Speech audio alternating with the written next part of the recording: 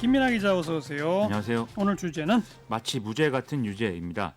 오늘 조국 전 장관 동생 조모 씨 관련 사건 1심 판결이 나왔는데요. 징역 1년에 추징금 1억 4,700만 원이 선고가 됐습니다. 이 조모 씨는 지난 이제 5월에 이제 전에 구속 기소됐다가 보석으로 풀려났는데 다시 이 자리에서 법정 구속이 됐고요. 이후에 조국 전 장관은 페이스북을 통해서 법무부 장관 후보가 된 후에 가족 구성원 전체를 대상으로 하는 저인망식 수사가 전개가 되면서 이 동생의 비리가 발견됐다라면서 동생은 깊이 반성하고 있고 죄값을 치를 때까지 형으로서 챙기겠다 이렇게 썼습니다. 하지만 검찰이 적용한 혐의의 대부분은 지금 무죄 판단이 나온 것이기 때문에 아무래도 검찰에게는 불리한 판결이다 이런 평가가 나오고 있습니다. 일단 1심에서 유죄로 인정한 건 뭐죠? 이 조모 씨는 웅동학원 사무국장을 맡았던 2016년부터 2017년까지 웅동중학교의 사회과 교사를 채용하는 과정에서 지원자 2명으로부터 총 1억 8천만 원을 받고 시험 문제와 답안지를 넘겨준 혐의를 받고 있습니다. 여기에 대해서 검찰은 업무방해와 배임수재로 기소를 했는데 재판부는 이 중에서도 업무방해만 인정을 했습니다. 조모 씨를 교사 채용 관련 사무를 처리하는 자로 보기는 어렵다. 라는 게 재판부의 판단이었고요. 그리고 이외의 혐의는 전부 인정을 하지 않았습니다. 그러니까 무죄로 된 혐의들은 뭐였었어요? 이 사실 이번에 이제 이 검찰이 제기한 혐의의 핵심은 웅동학원 공사 채권에 대한 수십억 원의 허위 소송 혐의거든요. 이건 이제 이 사건을 좀 정리하기 위해서는 1996년까지 좀 거슬러 올라가야 됩니다. 그래서 1996년에 조국 전 장관의 부친이 자신이 이사장을 맡은 웅동학원의 신축 및 토목공사를 역시 자신이 대표이사로 있던 고려종합개발에 발주를 하게 되는데요. 이때 건설사인 고려시티 개발을 운영하던 조국 전 장관의 동생 조모 씨가 이 공사를 일부 하도급의 형태로 맡게 됩니다. 그리고 이 공사비를 대기 위해서 웅동학원은 기술보증기금의 보증을 받아서 9억 5천만 원의 돈을 대출을 했는데요. 그런데 고려종합개발은 이 공사비를 받지 못해서 1997년에 부도가 났고 이때 고려시티 개발도 해산 절차를 밟게 되는 게 이게 모든 사건의 시작이었습니다. 96년 그렇습니다. 24년 전이네요. 그렇죠. 문제는 2006년에 이 기술보증기금이 보증한 대출을 대신 갚은 자산관리공사 캠코가 이 웅동학원에 대해서 가압류 소송을 냈다는 건데요. 이때 조국 전 장관 동생 조모 씨는 자신의 아버지를 상대로 공사 관련 비용 수십억 원을 청구하는 소송을 냈습니다. 그런데 이때 웅동학원은 어떤 의견도 내지 않고 변론을 포기해서 결국 조국 전 장관 동생이 승소를 하게 되는데요. 이때 판결로 인해서 웅동학원이 조국 전 장관 동생에게 줘야 될 채무가 수십억 원 규모이다라는 게 인정이 된 것입니다. 예. 그런데 검찰은 이 소송이 캠코의 강제 집행을 피하기 위한 어떤 셀프 소송 그리고 허위 소송이었고 이 조국 전 장관의 동생 조모 씨가 당시 청구했던 공사 비용도 근거가 없는 내용으로 지금 보고 있는 거거든요. 이후 조국 전 장관 동생은 이 채권의 소멸시효 10년이 다가오자 2017년 2월에 다시 소송을 냈는데 이때도 웅동학원은 무변론을 했습니다. 그래서 이렇게 이때 확정된 채권 규모는 지연이자를 포함해서 100억에 가까운 액수로 이제 더 늘어났는데요. 검찰은 이 소송으로 이 액수만큼 웅동학원이 손해를 보게 됐다라는 점에서 배임죄를 적용을 했습니다. 그래서 기소를 한 건데 재판부는 무죄다. 그렇죠.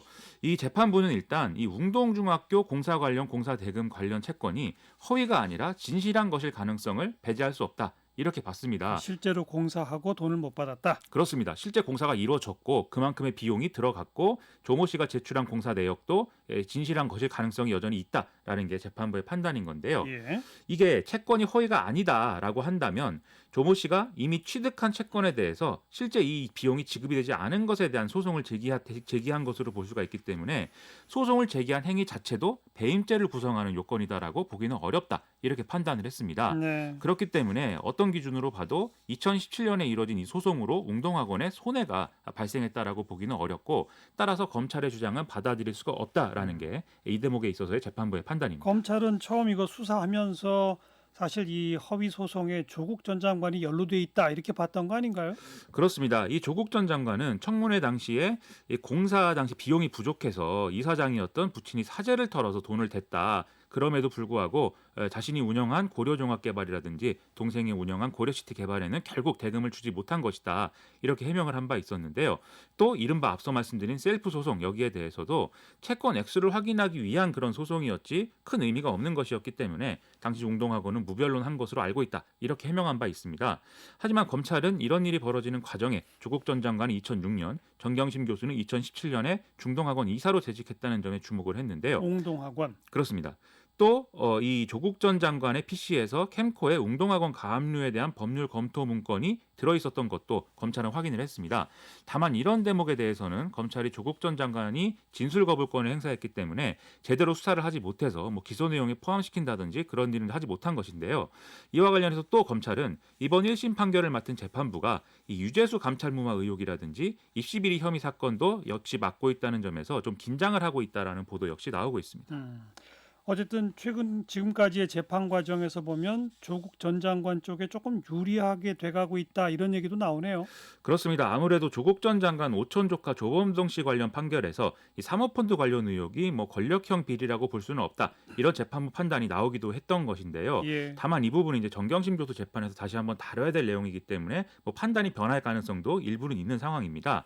하지만 어쨌든 요즘에 이런 얘기가 계속 나오다 보니까 조국 전 장관 일가가 죄가 될 만한 일을 하지 않았는데 검찰이 과도한 수사를 해서 이 조국 전 장관 가족들이 고통을 받고 있다. 이런 좀 여론의 흐름 이런 것들이 좀 강화되는 모양도 있는 상황인데요. 여기에 정경심 동양대 교수가 어제 재판에서 쓰러진 것도 좀 이런 맥락에서 주목을 받고 있는 상황입니다. 어제 왜 쓰러졌었죠? 재판이 시작할 때부터 사실 정경심 교수 측은 몸이 좋지 않다라면서 좀 여러모로 이런 신호를 보냈고 이게 좀 견딜 수 없는 지경이 되니까 퇴정을 요청하는 상황에 이르렀는데요. 재판부도 원래 이렇게 퇴정을 하려면은 근거 자료나 이런 거를 제시해야 되겠지만 재판부가 직접 지금 보니까 정경심 교수가 몸이 안 좋은 것은 사실인 것 같다라는 점에서 퇴정에 동의를 했습니다. 예. 그러다 정경심 교수가 퇴정을 하던 과정에 이제 쓰러졌고 이 때문에 이제 구급차에 실려가는 상황이 된 건데요. 조국 전 장관은 여기에 대해서도 SNS에 글을 올려서 원래 지병이 있는 데다가 증인 신문이 여러 재판에 걸쳐서 연달아 이어지면서 심신이 피폐해진 것이다라고 설명을 했습니다. 그러면서 입원한 병원을 좀 찾아 나선다든지 그런 행위는 하지 말아달라고 기자들에게 호소하기도 했는데요.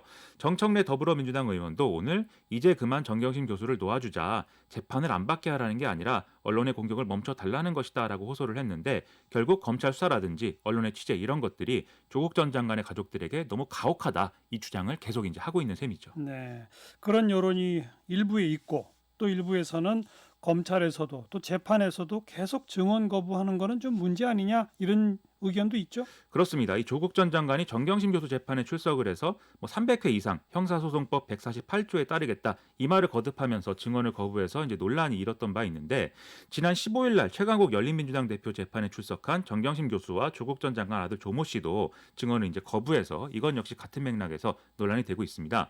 최강욱 대표가 받고 있는 혐의는 조국 전 장관 아들 조모 씨가 인턴 활동을 한 것처럼 허위 인턴 확인서를 발급해서 입시에 활용하도록 했다라는 건데요. 이 재판에서는 최강욱 대표가 정경심 교수에게 이 서류가 합격에 도움이 됐으면 한다라는 문자를 보냈고 정경심 교수가 그 서류는 연고대를 위한 것이다라면서 와인 한잔 하자 이렇게 답한 사실도 확인이 됐는데 증언을 거부했기 때문에 정경심 교수 측의 별다른 해명은 나오지 않았습니다. 그래서 이런 상황들을 종합을 해보면 결국 재판 결과라든지 이런 것들을 놓고도 아마 이것과 관련된 논란이 계속 이어질 가능성이 있어 보여서 상당히 좀 우려가 됩니다. 네. 김민아 기자 수고하셨어요. 고맙습니다.